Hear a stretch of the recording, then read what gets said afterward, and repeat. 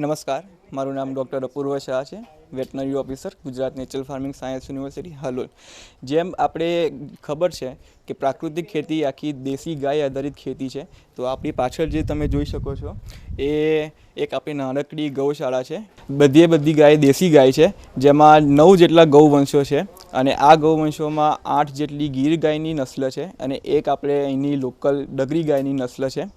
આ જ ગાયોના છાણ અને ગૌમૂત્રનો ઉપયોગ કરીને આપણે અહીંયા આગળ જીવામૃત, ઘનજીવામૃત, બીજામૃત અને બીજા ઘણા અસ્ત્રો આપણે જે પ્રાકૃતિક ખેતી માટે જે વપરાય છે એ આપણે અહીંયા આગળ જ બનાવીએ છીએ અને તેનો આપણે ઉપયોગ આપણે ખેતીના વપરાશ માટે કરીએ છીએ. જે તમે આ જોઈ શકો છો એ આપણે અહીંયા જીવામૃતના બેરલો બનાવેલા છે.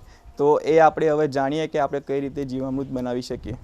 તો આ આપણે અત્યારે જીવામૃત આપણે બનાવેલું છે. આ જીવામૃત બનાવવા માટે આપણે 10 કિલો દેશી ગાયનું છાણ, 10 લીટર દેશી ગાયનું ગૌમૂત્ર, 1.5 કિલો આપણે કોઈ બી કઠોળનો લોટ અને 1.5 કિલો આપણે ગોળ આપણે એમાં વાપરીએ છીએ. અને સૌથી અગત્યની વસ્તુ છે 1 મુઠ્ઠી આપણે વડ નીચેની માટી. અને આ બધાને આપણે 200 લીટરનું જે બેરલ આવે એની અંદર આપણે 180 લીટર પાણી નાખીને આ બધી વસ્તુઓને આપણે હલાવવાનું છે. અને આ રીતે આપણે દિવસમાં 2 વખત સવાર સાંજ 5-5 મિનિટ સુધી આપણે હલાવવાનું છે.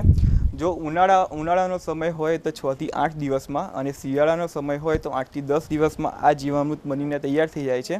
400 લીટરનો આપણે ઉપયોગ 1 એકરની અંદર આપણે પિયતમાં કરી શકીએ છીએ. અને જો સ્પ્રે કરવો હોય તો 10 લીટર પાણીમાં 2.5 લીટર જીવામૃતનો ઉપયોગ કરીને આપણે એનો સ્પ્રે પણ આપણે પાકની ઉપર કરી શકીએ છીએ.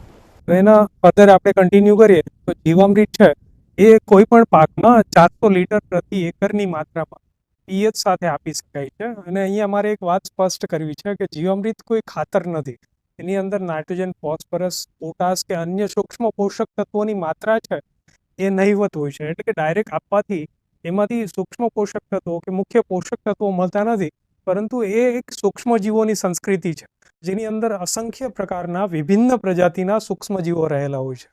જેની અંદર નાઇટ્રોજનને સ્થાયીકરણ કરનારા બેક્ટેરિયા, ફોસ્ફરસ અને પોટાશને સ્થિર કરનારા અથવા તો દ્રાવીકરણ કરનારા બેક્ટેરિયા અને અન્ય સૂક્ષ્મ પોષક તત્વોને અલભ્ય સ્વરૂપમાંથી લભ્ય સ્વરૂપમાં ફેરવતા સૂક્ષ્મજીવો રહેલા હોય છે.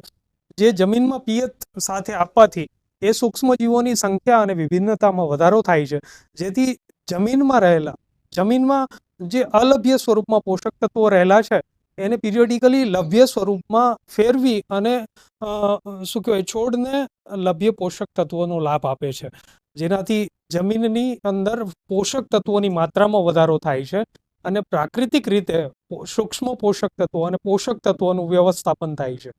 તેવી જ રીતે ઘનજીવામૃત છે તો એ ઘનજીવામૃત પ્રતિ હેક્ટર વાવણી પહેલા 1 ટન પ્રતિ એકરની માત્રામાં આપી શકાય, જેની અંદર પણ સૂક્ષ્મજીવો રહેલા હોય છે.